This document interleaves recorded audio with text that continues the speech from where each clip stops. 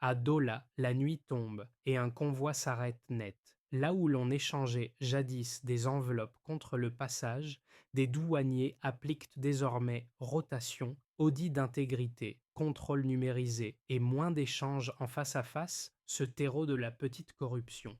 Si Ibrahim Traoré affirme que la souveraineté économique commence à la frontière, que devient un État quand ces postes cessent d'être une cicatrice et deviennent un miroir d'honneur? Le Sahel écoute, le monde est mis au défi. Ce récit promet plus qu'une chronique administrative. Il éclaire pourquoi une réforme technique peut devenir un levier national. Lorsque les frontières cessent d'être des zones grises, l'État récupère des recettes, les marchés gagnent en prévisibilité et les citoyens retrouvent un repère simple. La règle s'applique à tous.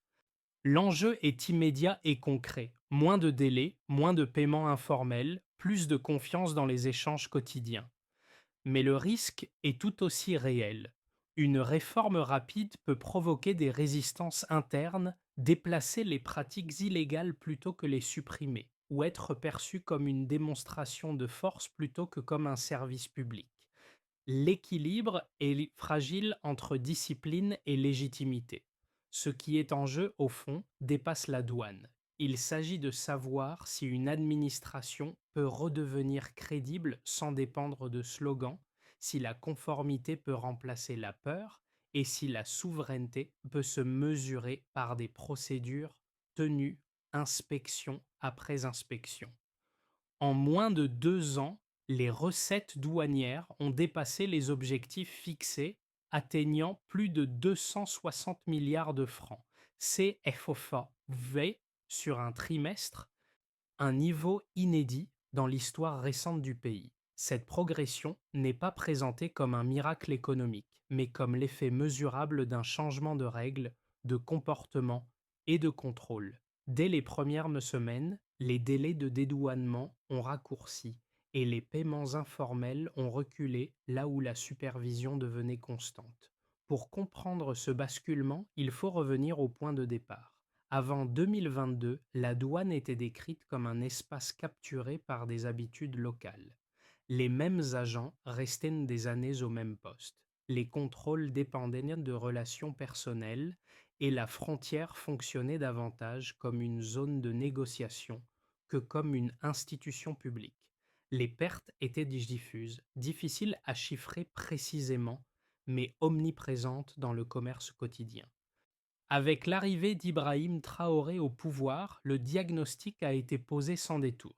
La souveraineté économique ne pouvait pas progresser si les frontières restaient poreuses aux arrangements. La réforme n'a pas commencé par de grands discours, mais par des mesures concrètes. Des rotations obligatoires ont été instaurées, les salaires ont été réévalués pour réduire l'incitation aux pratiques illégales et les déclarations de patrimoine sont devenues une exigence formelle. En parallèle, la formation a été redéfinie. En 2024, des cadres des douanes ont suivi des programmes axés sur l'intégrité et la responsabilité, non comme des principes abstraits, mais comme des obligations opérationnelles. Un officier résumait ce changement en une phrase simple. Auparavant, il s'agissait de survivre. Désormais, il s'agissait de servir la République. Ce contexte éclaire la mini-révélation initiale. La hausse des recettes n'est pas seulement un indicateur financier. Elle signale qu'un système plus prévisible peut transformer une administration perçue comme un problème en un outil de stabilisation.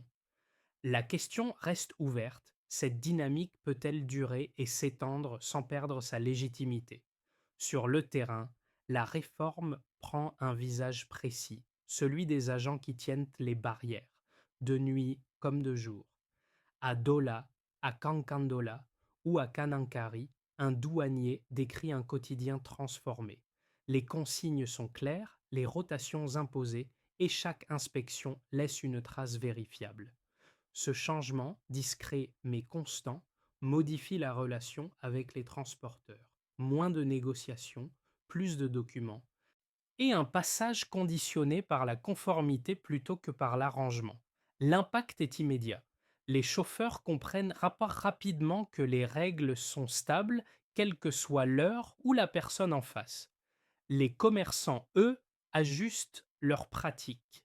Déclarer correctement devient moins coûteux que contourner le système. Cette prévisibilité réduit les frictions et raccourcit les délais, un bénéfice tangible pour des acteurs habitués à l'incertitude. Un cadre local des douanes explique que la réforme ne s'est pas imposée par la force seule. Elle s'est appuyée sur des signaux cohérents: sanctions pour les résistances, reconnaissance pour les comportements conformes et un discours répété sur le sens du service public. Le résultat n'est pas une obéissance aveugle, mais une normalisation progressive des pratiques. Ce personnage relais, ni héros ni symbole officiel, incarne l'effet précoce de la réforme. Il montre comment une décision centrale se traduit en gestes quotidiens et en routines mesurables. La frontière cesse alors d'être un espace d'exception. Elle devient un lieu ordinaire de l'État où l'autorité se manifeste par la constance. Et l'idée clé est simple: quand la règle tient, la confiance suit. Le tournant ne s'est pas produit en une seule nuit. Il s'est enclenché par une série d'actions coordonnées, pensées comme une chaîne continue plutôt que comme des coups d'éclat isolés. D'abord, la décision politique: traiter la douane non plus comme une administration marginale, mais comme un front stratégique. Sous l'impulsion d'Ibrahim Traoré, les réformes ont été cadrées comme une priorité nationale, avec des objectifs clairs et un calendrier resserré. Vient ensuite l'activation opérationnelle. Les rotations de postes brisent les loyautés locales accumulées au fil des ans.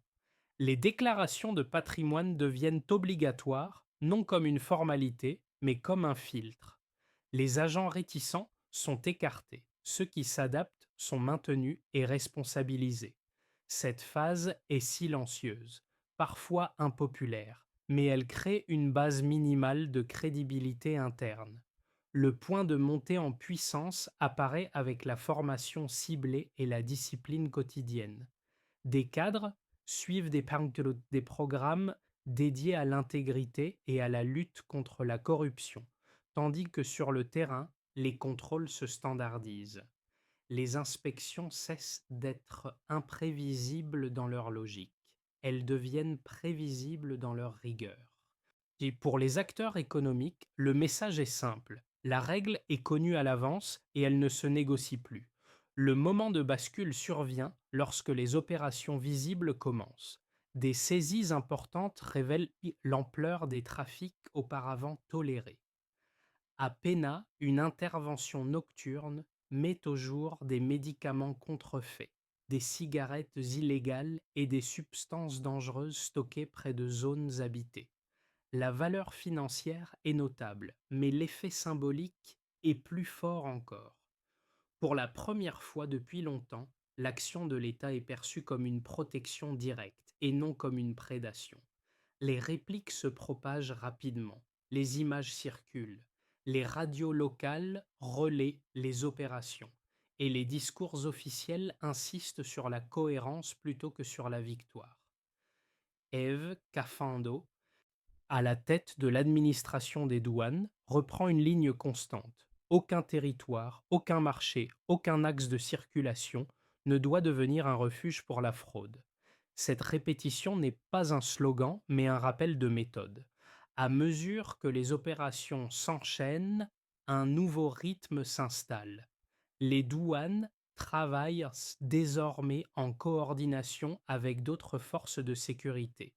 Les données sont partagées, les itinéraires analysés et les interventions planifiées sur la base d'informations croisées.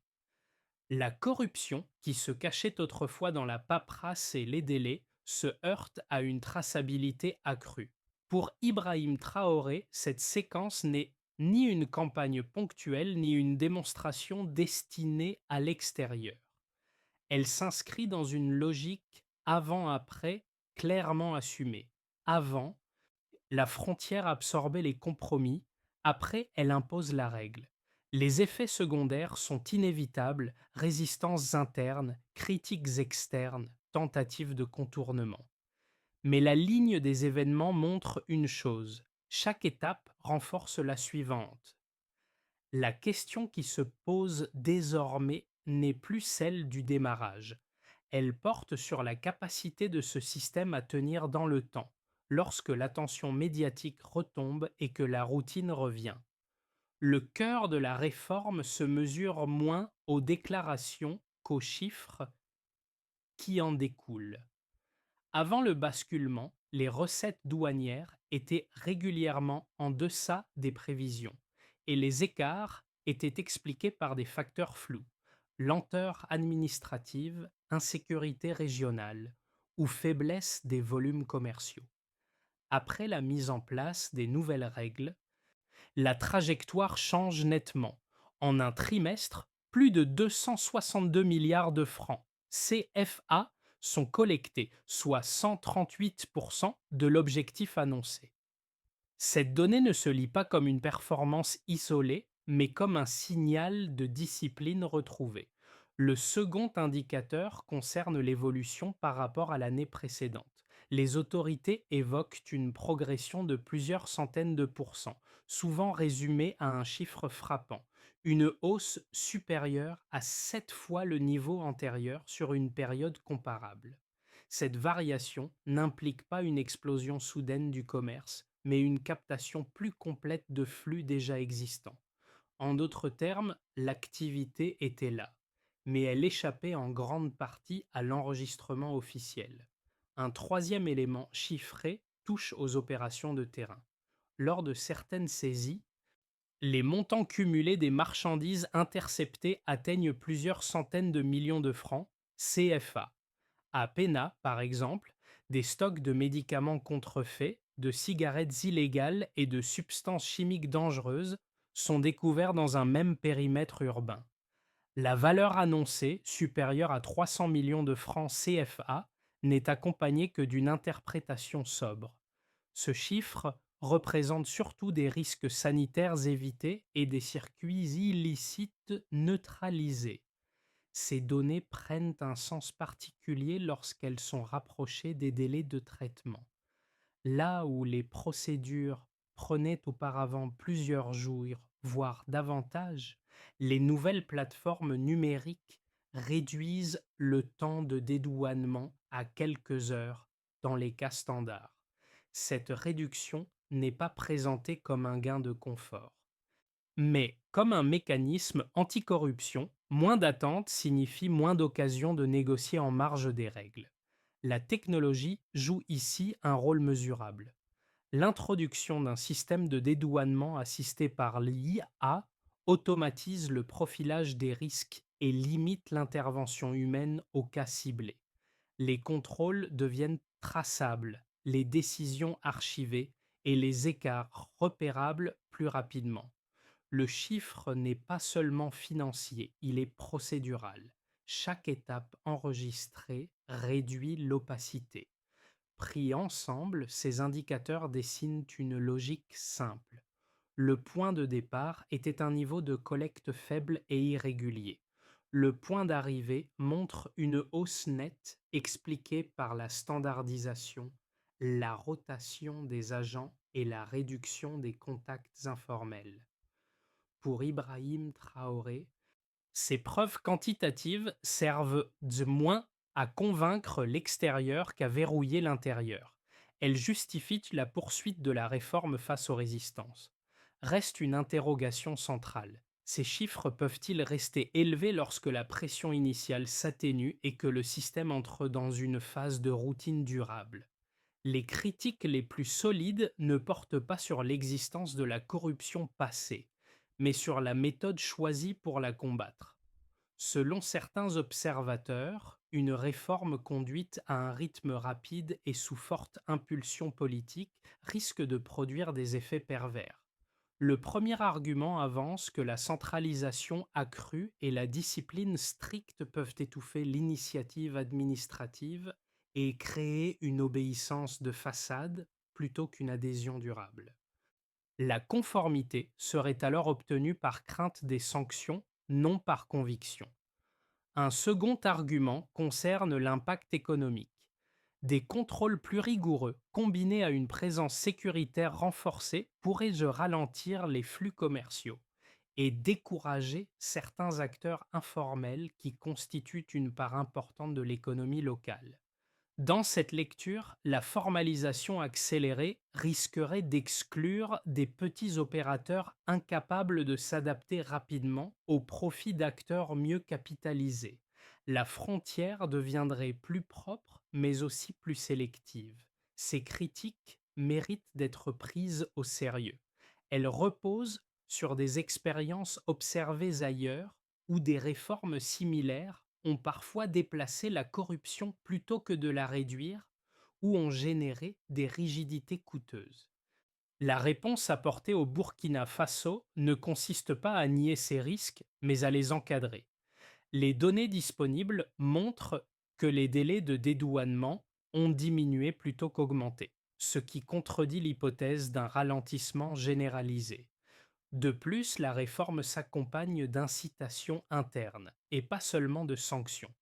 Les augmentations salariales, les évaluations liées à la transparence et la reconnaissance professionnelle visent à transformer la motivation des agents.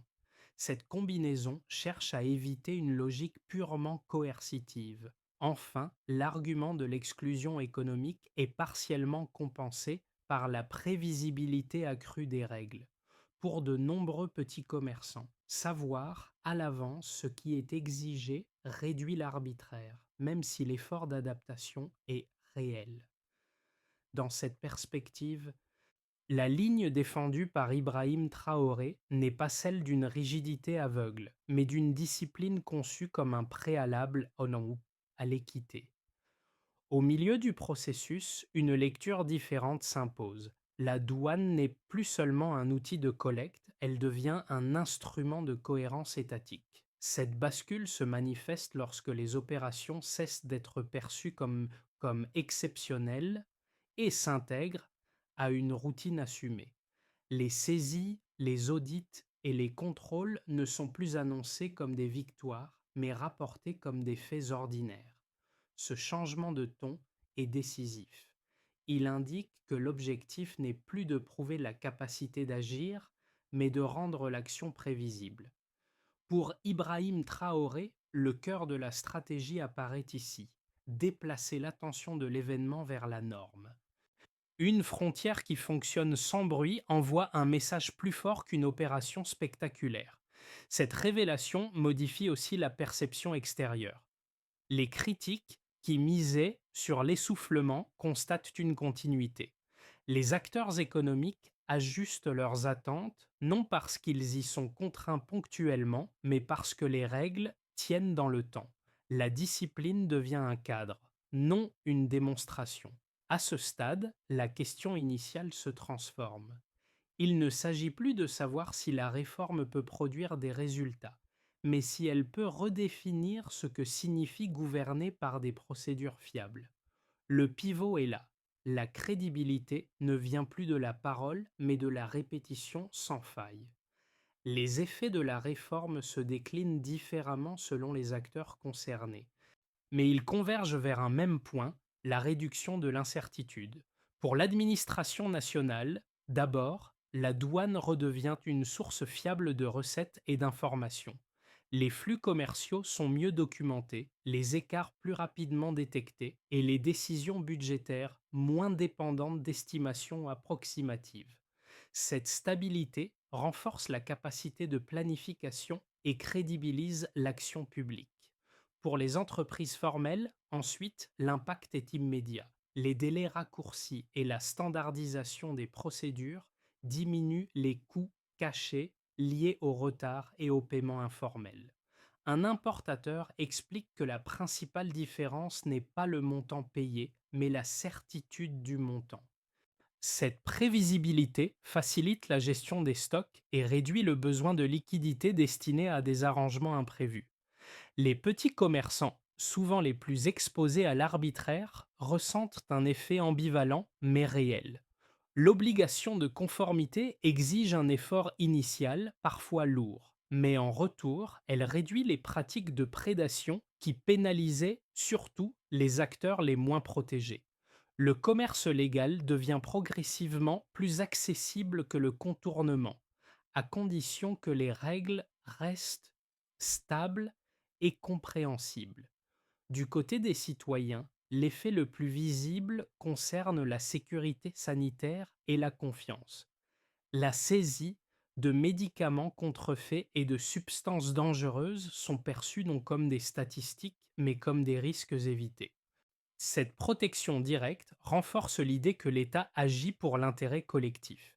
Les marchés locaux deviennent des espaces moins tolérants à l'illégalité et la dénonciation de pratiques frauduleuses cesse d'être tabou. Enfin, à l'échelle régionale, le signal dépasse les frontières. Les partenaires voisins observent une administration capable de réduire les trafics sans fermer les échanges. Pour Ibrahim Traoré, cet effet d'entraînement potentiel est central. Une frontière plus intègre peut faciliter la coopération plutôt que l'entraver. Ces conséquences concrètes ne constituent pas une fin en soi. Elles alimentent une dynamique où la conformité devient rationnelle pour chacun des groupes concernés. La question qui demeure est celle de l'extension. Ce modèle peut-il s'appliquer à d'autres secteurs avec la même efficacité? Ou repose-t-il sur des conditions spécifiques aux frontières? Le premier scénario, dit de base, suppose la poursuite du rythme actuel sans accélération majeure. Les procédures restent stables, les outils numériques continuent d'être utilisés et la discipline s'installe comme une routine. Dans cette hypothèse, les recettes se maintiennent à un niveau élevé, les délais demeurent réduits et la confiance progresse lentement mais sûrement. Le risque principal réside dans la banalisation. Lorsque la réforme devient ordinaire, la vigilance peut s'éroder.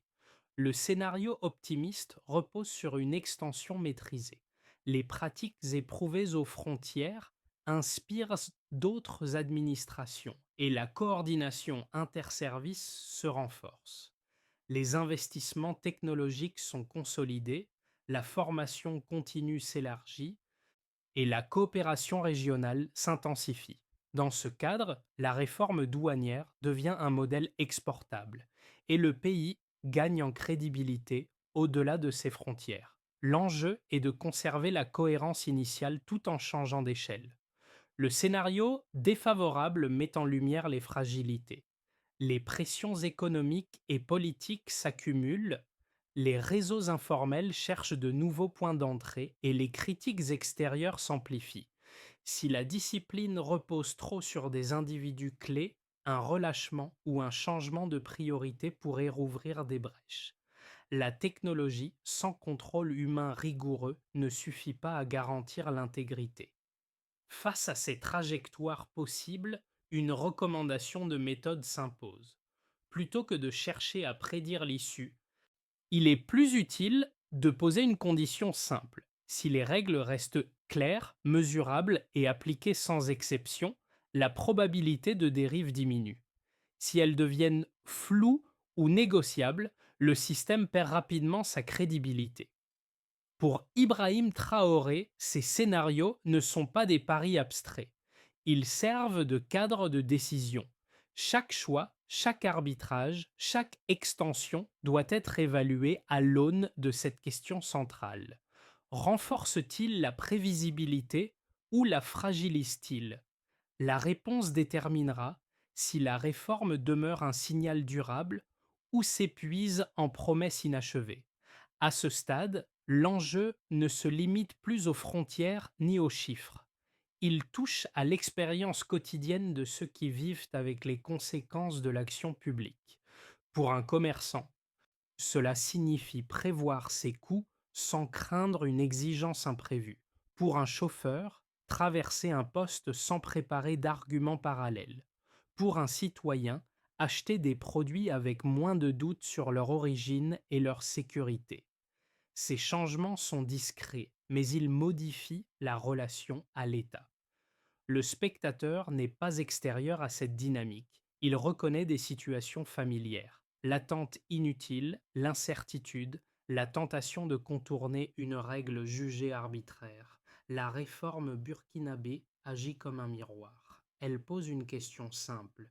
Que se passe-t-il lorsque les procédures deviennent fiables, même sans être parfaites? L'obéissance cesse alors d'être une contrainte permanente et devient un calcul rationnel. Cette transformation n'exige pas une adhésion idéologique. Elle repose sur des micro-décisions répétées, déclarer plutôt que négocier, attendre plutôt que payer, signaler plutôt que se taire. Chaque geste isolé paraît mineur, mais leur accumulation produit un effet systémique. La confiance ne naît pas d'un discours, mais de la répétition d'expériences cohérentes. Dans ce sens, l'histoire observée au Burkina Faso dépasse son contexte immédiat. Elle interroge la capacité de toute administration à regagner une légitimité perdue sans recourir à la contrainte permanente. Le spectateur est ainsi invité à réfléchir non à un modèle à copier, mais à un principe à tester. Quand la règle tient, le comportement suit. La question devient personnelle et collective à la fois. Dans quels espaces du quotidien cette logique pourrait-elle s'appliquer et à quelles conditions accepterait-on d'y croire durablement? La consolidation de la réforme repose désormais sur une séquence lisible, structurée autour de responsabilités claires et d'indicateurs mesurables. Le premier axe concerne la continuité humaine. Les rotations doivent rester effectives, les formations régulières et les évaluations liées à des critères de transparence vérifiables. Sans ce socle, les outils perdent leur efficacité et les routines anciennes peuvent réapparaître. Le deuxième axe touche à la technologie. Les plateformes numériques doivent être étendues à l'ensemble des postes avec une maintenance constante et des audits indépendants. Chaque étape du dédouanement doit laisser une trace exploitable, non pour sanctionner a posteriori, mais pour prévenir en amont. Cette logique transforme le contrôle en mécanisme automatique plutôt qu'en confrontation individuelle. Un troisième volet concerne la coordination institutionnelle. Douane, forces de sécurité et autorités financières doivent partager l'information en temps réel. Cette circulation réduit les angles morts et limite les possibilités de déplacement des pratiques frauduleuses. Elle exige aussi une gouvernance claire des données afin que la transparence ne se transforme pas en confusion. Le quatrième axe s'adresse aux usagers. Les règles doivent être expliquées, stabilisées et accessibles. La conformité devient plus probable lorsque les obligations sont compréhensibles et constantes. Des canaux de signalement anonymes et crédibles renforcent cette dynamique en associant les citoyens à la surveillance. Pour Ibrahim Traoré, cette feuille de route n'est pas une promesse abstraite, elle sert de test permanent. Chaque mesure doit répondre à une question simple. Qui fait quoi, à quel moment et comment mesure-t-on le résultat? Si ces réponses restent claires, la réforme peut s'ancrer. Sinon, elle risque de se diluer. La trajectoire est exigeante, mais elle offre un repère. Transformer l'intégrité en procédure quotidienne plutôt qu'en exception spectaculaire. Le récit revient alors à l'image initiale, celle d'un poste frontière éclairé par des lampes fixes, où les gestes sont devenus prévisibles. Ce lieu autrefois périphérique prend une valeur symbolique. Il rappelle que la réforme n'a pas été portée par des slogans, mais par une répétition obstinée d'actes ordinaires. Chaque inspection correcte, chaque refus de compromis, chaque procédure tenue jusqu'au bout compose une histoire plus large que ses protagonistes. Ibrahim Traoré s'inscrit dans cette narration non comme un héros isolé, mais comme le point d'impulsion d'un cadre. Son rôle apparaît dans la cohérence maintenue entre le discours et la pratique. Ce lien explique pourquoi la réforme a produit autre chose que des chiffres. Elle a modifié une attente collective. Les citoyens n'applaudissent pas une victoire ponctuelle, ils observent une constance. Le rappel émotionnel tient à cette normalité retrouvée. La frontière cesse d'être un espace de tension pour devenir un repère. La dignité ne se proclame plus, elle s'exécute. Cette transformation est silencieuse, mais elle marque durablement ceux qui la vivent. La phrase qui s'impose n'est pas triomphale. Elle est simple et tenace. Quand la règle tient, l'État respire. C'est ce souffle régulier, plus que l'éclat des opérations, qui donne sens à l'ensemble du parcours et prépare la dernière question à poser au spectateur. La trajectoire observée ne demande pas d'adhésion immédiate ni de jugement définitif. Elle invite plutôt à une réflexion partagée sur ce qui rend une règle crédible. Une frontière plus intègre n'est pas seulement une affaire de contrôle, mais un symbole social. Elle dit ce qu'un État tolère et ce qu'il refuse. Lorsqu'elle fonctionne sans bruit, elle rappelle que la gouvernance peut s'exprimer par la constance plutôt que par la contrainte visible. Dans cette perspective, l'expérience portée par Ibrahim Traoré ne se présente pas comme un modèle à copier, mais comme une question ouverte. Elle interroge la capacité des institutions à se réformer par des procédures tenues, répétées, vérifiables. Elle pose aussi un défi implicite aux sociétés qui hésitent entre cynisme et exigence. Le geste attendu du spectateur n'est pas l'adhésion, mais la discussion. Que signifie dans son propre contexte une règle qui tient dans le temps? Où la prévisibilité pourrait-elle remplacer l'arbitraire? Et jusqu'où accepterait-on d'échanger des arrangements informels contre une confiance progressive? La réflexion reste ouverte. Elle commence souvent loin des grands discours, parfois à une frontière, parfois ailleurs. La question demeure. Où commence pour chacun la crédibilité de l'État?